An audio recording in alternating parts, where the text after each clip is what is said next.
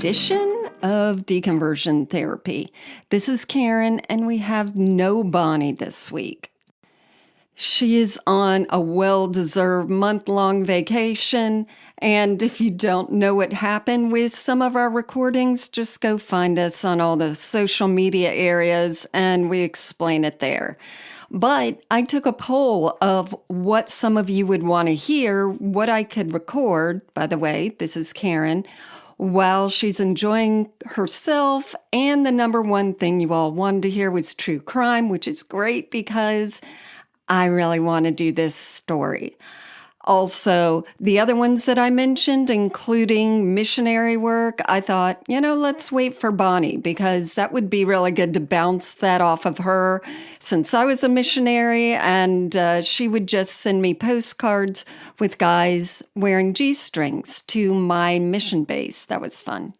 And before I jump in, you're going to find everything you need to know, my sources, etc., right in the description of this episode. And you're going to see our link to our new merch, which we just released. That has some hilarious shirts. We even have our backmasking ones that say backwards, F the patriarchy, don't be a shit pile. We have satanic picnic shirts. Go look at it. So let me give some disclaimers before I get into the true crime. First of all, I am not going to ever get into the real heinous stuff.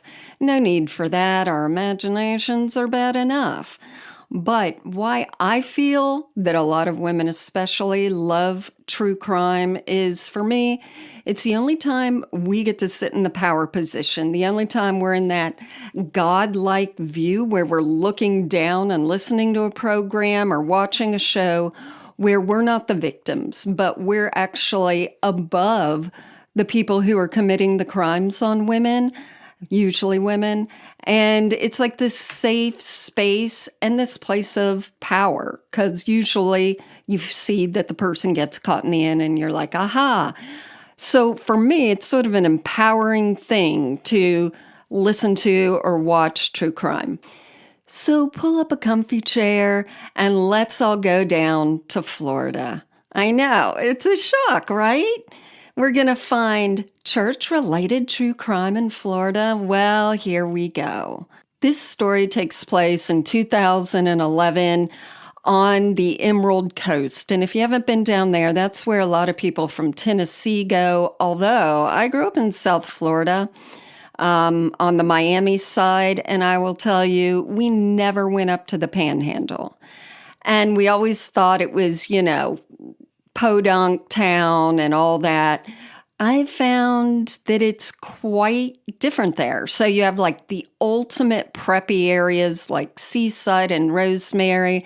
And then you have places like Destin where we stayed once and my daughter was laying out at the condo pool, felt something falling on her, and we looked up and it was an old man clipping his toenails 9 stories up. So that was fun.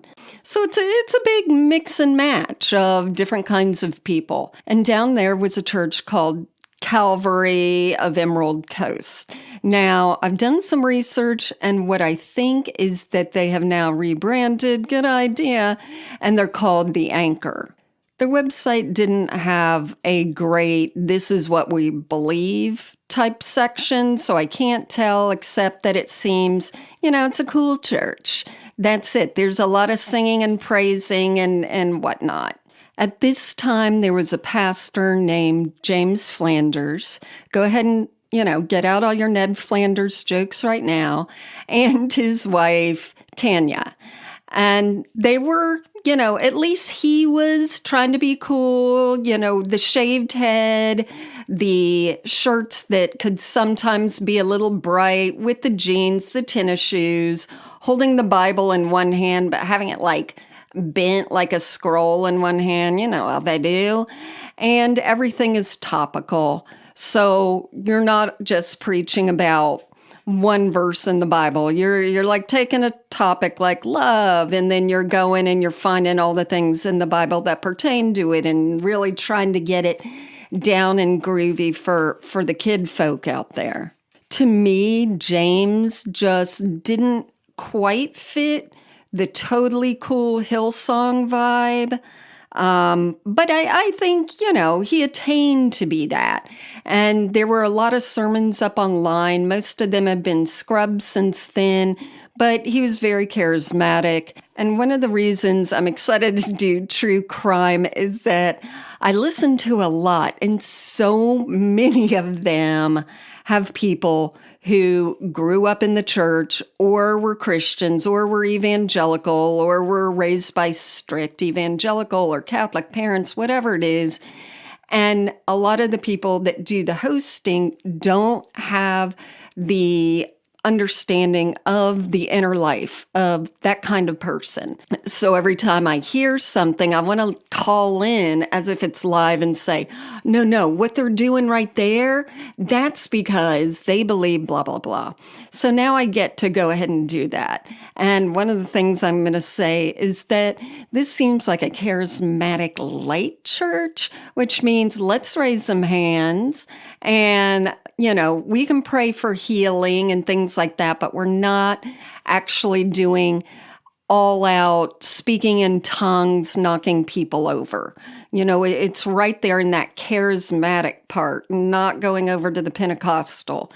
And people sometimes confuse the word charismatic when I say that James Flanders was charismatic. His personality really did suck people in, made him feel like he was talking to you and he was excited about something and he could really relate his point to other people. But I think he's also charismatic in the religious sense. Now, I've seen this in pastors and their wives a lot, where I guess the wife looks and seems more like that average church woman involved with the women and maybe the children's ministry. And then the husband starts, hanging out at CrossFit. And you see sort of a divide in the way they look and they dress and all that kind of stuff. James built a pretty big church, and they have the whole praise band thing. His podium is a cross. You get the picture. They also do a lot of outreach, and they're right there in the community. Plus the church, if you didn't grow up in it, it is a town of itself. So everyone sort of plays their part, and usually the, quote, popular ones are the people that are more involved.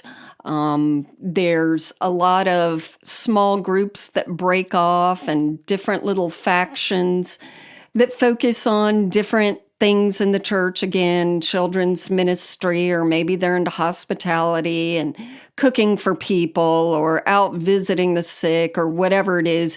It becomes its own community with the working parts. I guess it was about 2010, a 36-year-old woman named Maria Carlson joined the church. And Maria Carlson was half American, half Filipino.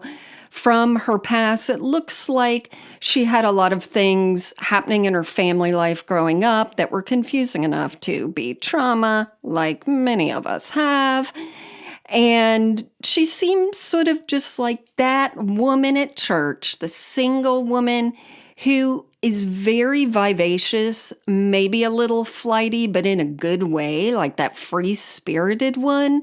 However, every time you would say, so where are you living? It would be, maybe with a different person at the church that she'd run into after Sunday school, became friends, and lived with them for 3 months, and then someone else for 3 months.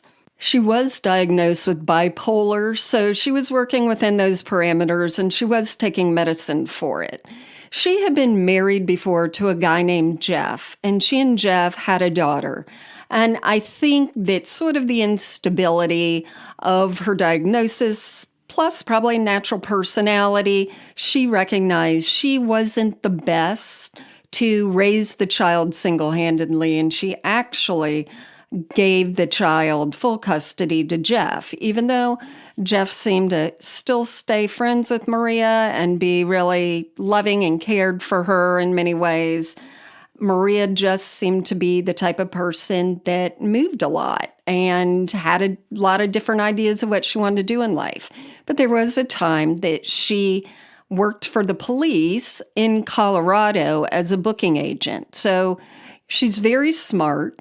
It's just, you're trying to ring that all in. So she had found her church home at the Calvary church there in the Fort Walton, Emerald Coast area of Florida, and was really enjoying it.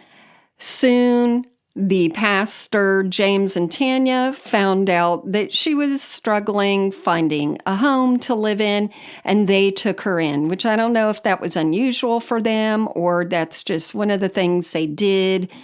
And she ended up living with them for a while and seemed to be really close friends with Tanya. However, it wasn't long before who I think people probably viewed as a struggling, sort of wayward single mother, trying to get her life right with God, before she became pregnant. And James and Tanya said they would still let her live at the house. All the church members were very understanding and supportive of that. And after a while, it came out that she was actually very nervous about having the child and wasn't sure if she should, keep the child. And that's when the pastor and his wife stepped in and said, "We've been praying for a child for a long time. And here we go. If you grew up in church, you know this." So when Dateline talks about this, it's just one of those, they wanted a kid, and so they saw an opportunity that this would be perfect. But if you grew up in church, that the idea of praying for something and then feeling that something comes along is the divine answer from God. Like, this is God putting everything, even using the bad of, this woman not having a father in her life right then for the baby. God can use that for good. I'm sure there was a whole bunch of hallelujahs, and there was an agreement because it seemed perfectly fit that Tanya and James wanted to adopt the baby when it was born, and that Maria would help breastfeed it, get it, going and all that for about 3 months, and then she would move out and do her own thing.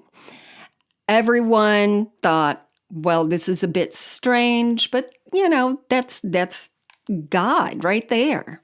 In the church, Tanya, the pastor's wife, had what was called her inner circle, which would be the few trusted women that she would go out to eat with and pray with and all that, sort of like a small group, I guess. And they knew they were called the inner circle, so that's a bit cringy. But anyway, they were told a few different things, and one of those was that Maria had been with an abusive boyfriend who got her pregnant and then left her. So it really made it look even kinder and sweeter that the pastor and the wife were taking care of her, and that this was that answer to prayer that they probably had all been praying within the inner circle.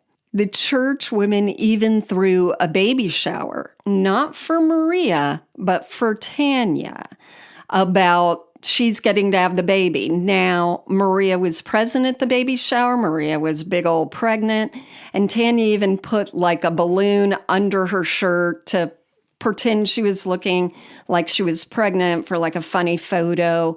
But everyone was very supportive, it seemed. They had the baby, and for Maria, it was another daughter. She already had a daughter with her ex-husband, Jeff, who she loved immensely, the daughter there. And now she had this little daughter that she was going to be handing over to James and Tanya.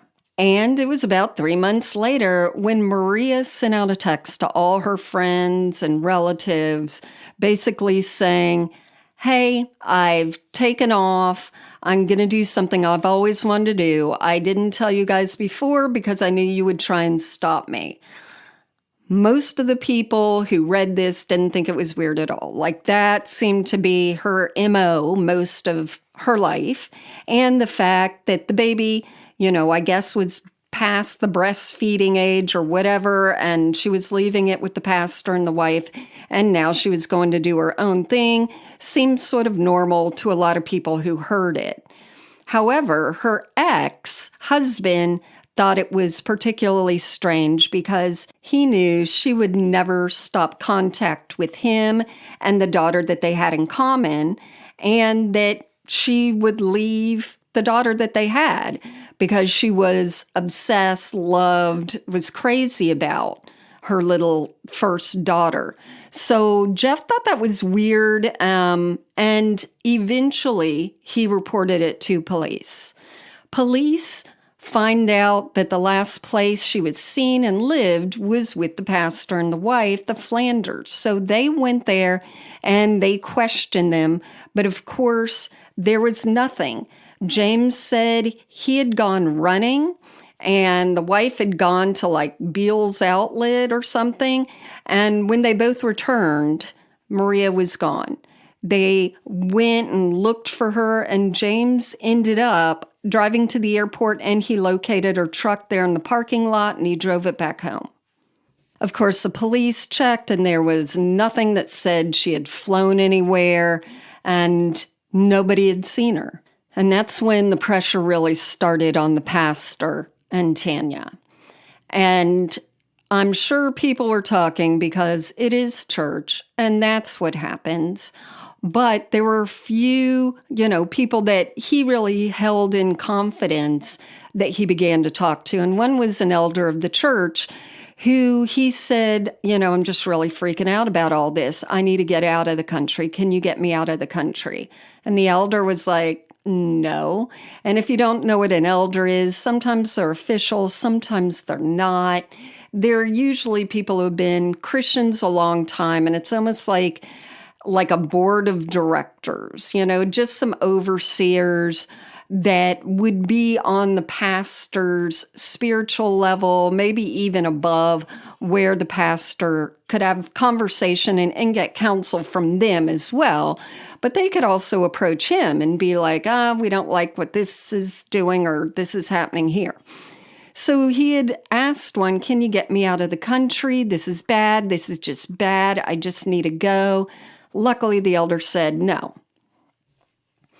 However, it seems like, the convo ended there, which again, in the church sort of spiritual realm, it seems like a lot of people would ask questions when things like this happened. But usually there's just this innate trust, which is why there are so many people doing shitty things in church and being abusive, because people feel they'll get convicted of whatever they're doing wrong, and then they'll confess it. So if anything is really wrong here, they're going to say it. And because he didn't really say anything specific, it was sort of just assumed, well, this guy's really stressed out because he has a new baby now. Now the police are coming. They can't find Marie, whatever, doesn't know what's going on. But then one of the inner circle, remember the ladies who were around Tanya? One of them had said, the pregnancy was from an abusive boyfriend with Maria. Another one said, no, Maria was a surrogate for them. So when these conflicting stories started coming about, a few people got talking, including, I think he was the minister of youth at the time. And you can look up all the names, not going to point him out. He looks like he's at a different church down there now. He approached, who was his mentor, the pastor, and asked him, were you having a relationship in any way with Maria? And that's when the pastor said, yes, I was. They asked the pastor to resign, which he did, and he and his wife and the new adopted baby took off to Arizona. They just got out of Dodge. And then, of course, more things would slowly come out. When the police questioned Tanya, the wife, about, wait, was she having your surrogate baby? Tanya went ahead and admitted, yes. Not only had we been praying for a kid, and here comes this young woman who's willing to do this for us, we did it the, quote, old-fashioned way.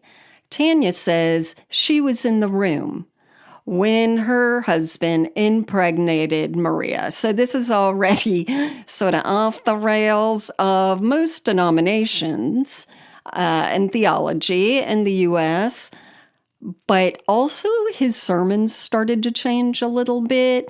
There were one or two sermons that have been scrubbed now where James read a few verses that sort of promote or do promote polygamy. And guess what? All in the Old Testament and a lot in the New Testament. Yeah, polygamy's there. That was a practice that was pretty common, and concubines. But the way he brought it up made some people in the church pretty upset. In fact, supposedly some left over what he was saying because they were like, you're doing something weird right now. I don't know where it's going, but I don't want any part of it. Of course, little did they know that not only was Maria impregnated by him with his wife watching, but it begins to get revealed that they were actually a throuple, that he called her a sister wife, and that they had all agreed to be in a relationship together. Now there's a bit of a bullseye on Tanya, because Tanya is not as young and fit and just, traditionally beautiful as Maria is. And they're in this relationship, and the other one can give him a baby. I mean, it's pretty Old Testament biblical right here. Does she know where Maria went? Did she have something to do with anything? 3 years went by, like no one heard from Maria. And of course, most of the people close to her just felt she's gone. This isn't her behavior. And then they called Cold Justice. That's right. It's a great TV show. They start getting all the text messages from Maria's phone, because now they can access that with new technology, because I guess some of it was erased. They started pinging the phones of James and Tanya and Maria, finding who was where when, and things started, of course, to be revealed. And they started to read some of the messages between Maria and James. I'm just going to read you one where James says to Maria, "My penis says hello." There were mentions of mouth massages, that's a different podcast, but we see what's happening. So if Tanya saw these texts, I would assume she would get very upset at this, because it was 3 years later when they started re-questioning people. A lot of the women in the inner circle, the youth pastor, different people, they stopped having such personal attachments to the pastor, and they could sort of start seeing things with new eyes, which a lot of us who left the church know that feeling exactly. And some of them started coming forward and saying a few other things, such as the youth pastor said that James admitted that he'd had a physical altercation with Maria. She had threatened to leave. She didn't want to have anything to do with the threesome anymore because she wanted to take her newborn baby and go. And supposedly that's when she attacked him, scratched him up. He tried to defend himself and protect himself, and that's all that he said. It was assumed that that's what was her last straw, and she left. However, in September, a month before Maria disappeared, there's actually a sermon by James where he's talking about what love your enemies means. And he's all cool. And he's like, it doesn't mean you just roll over and you let people do terrible things to you. He says, when someone backstabs me, lies about me, my feelings say, choke the life out of them. And then he pauses, and then he laughs. And I must say, I quite enjoy recorded and put on YouTube sermons that get to be used as character building for a defendant in a murder trial. With the GPS technology, they began to trace where the cell phones were, and they saw that James's happened to move everywhere her truck moved. During the day she disappeared, while Tanya was definitely somewhere else shopping or whatever. And this totally made their case. So they went ahead and arrested James and charged him with the murder of Maria. And that is when he broke down and admitted everything. He admitted that they were in a three-way relationship, and he didn't exactly say what happened and what the issue was, but he did say he tried to restrain her by just giving her a big hug. So I love the usage of hug to denote something that was actually suffocation. What gets me every time is the fucking plea deal. And that's where the family so feels that they need to know where the body is to give her a proper burial, etc., that they make a deal with the person, the murderer who killed her, that if you tell us where you put her, you get less of a sentence. She was in the backyard the whole time. When he finally pointed the police to right where he buried her, he dramatically fell on his knees and cried and was like, "I'm so sorry, Maria, I'm so sorry." And nobody bought it. It was really a little bit of overacting there. But by him doing that, he only got 15 years in prison, which, man, I don't know what I would do if I were in that position, especially if it was a loved one. I totally understand that it's just their body and they're not there anymore, but I can agree that I feel I would want them under, quote, my care somehow.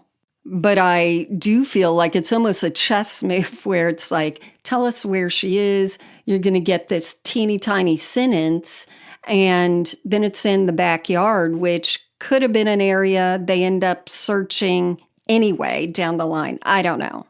We need to give a lot of credit to Sergeant Nestle Suey Moore, who is the one who really stayed after this case and saw it all the way to the end and turned everything around.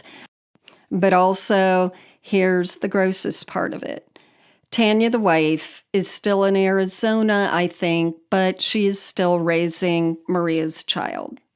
Maria's family now has legal right to see the child and visit with her, etc.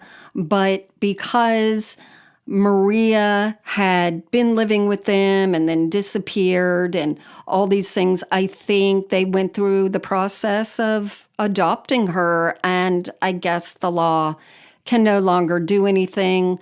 And so, yes, she's being raised by the murderer's wife, which means in 15 years, Daddy gets home from prison. I can't imagine the fucking therapy this young girl is going to need.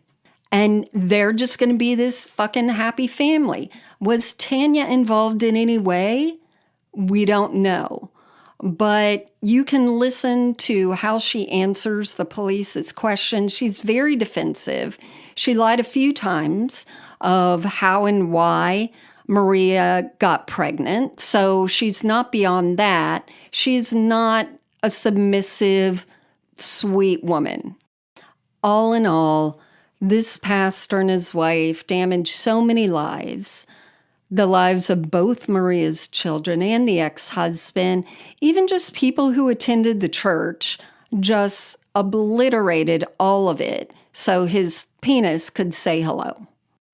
Thanks for listening to one of the most intriguing stories that always sticks in my mind, and there are quite a few others that I can do during the time that Bonnie's gone. Just let me know what you think on the social media. I'm on TikTok, sometimes Twitter. Then there's Instagram and our Facebook group, which is really great. That's it. And don't be a shit pile.